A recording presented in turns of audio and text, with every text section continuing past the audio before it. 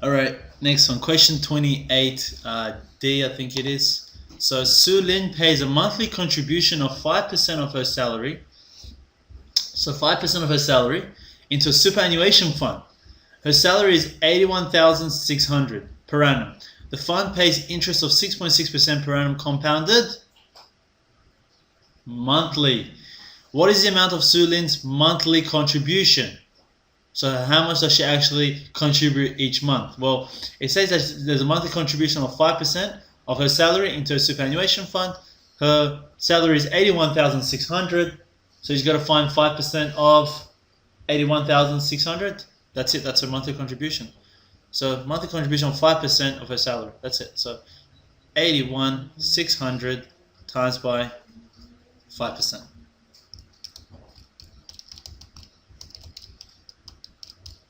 Cool. So monthly contribution is $4,080. That's easy. I think so too. That's 2 marks. Compare it to the other 2 marks that we were trying to get before. You know, a lot more trickier, exactly. So you got to look for those easy marks in your exam. All right, double A.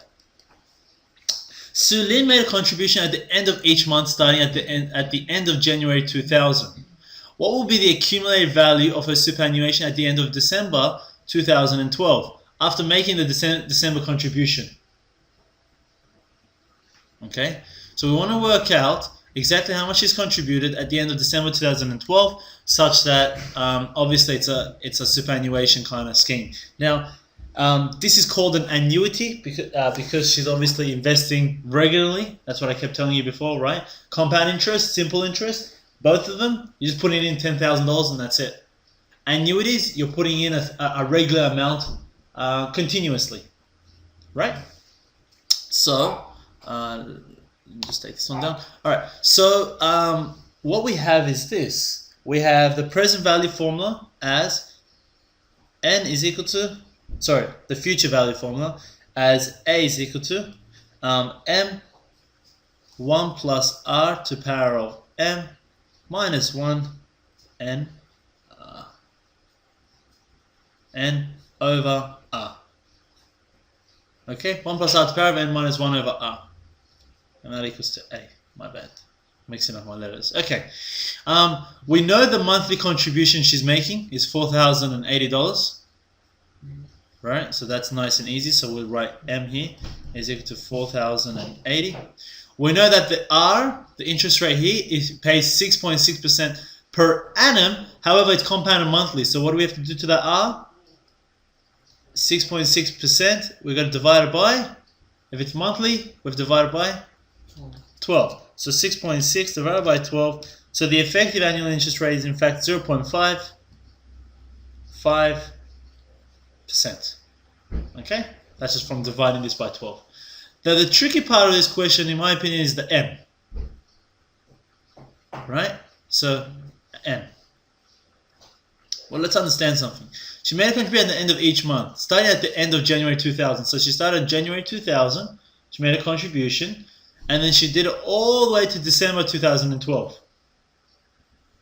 Right? So if she did it from January 2000 to January 2013, from January 2000 to January 2013, that would be how many years?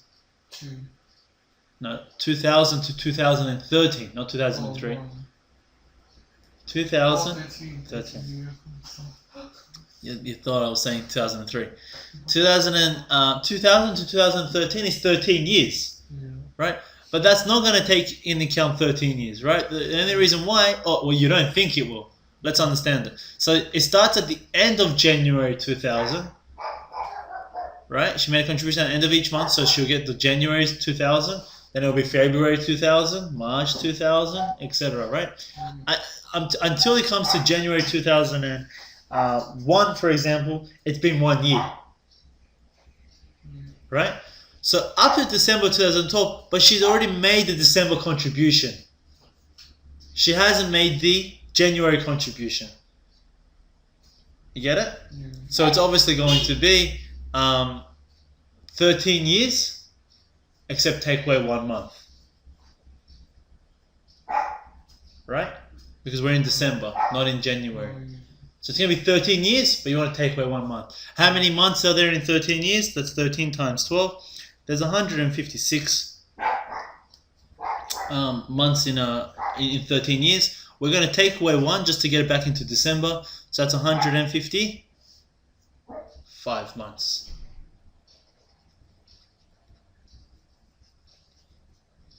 Make sense? Yeah. You sure? Yeah, is that the answer or? No. It's not the answer. We want to find A. Right? That's M. That's R.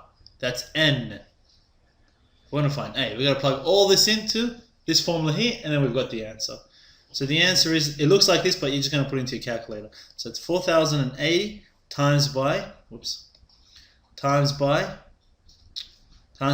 plus R. So 1 plus R, 0.55%, to the power of N, take away 1, all over R. That's your answer, when you plug it into your calculator, of course. Cool? Yeah. So I'll quickly do that for you.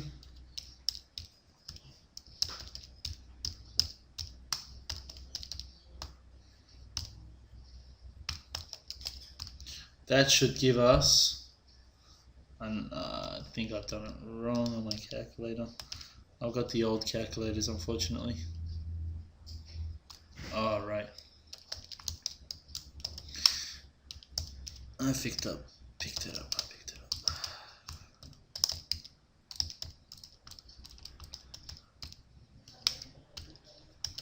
Okay, and she's accumulated a nice amount, just under $1 million, 994,000.